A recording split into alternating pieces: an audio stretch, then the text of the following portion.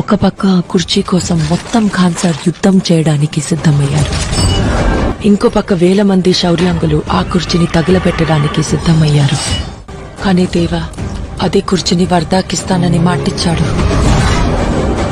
కానీ దాని మీద కూర్చునే హక్కు దేవాది.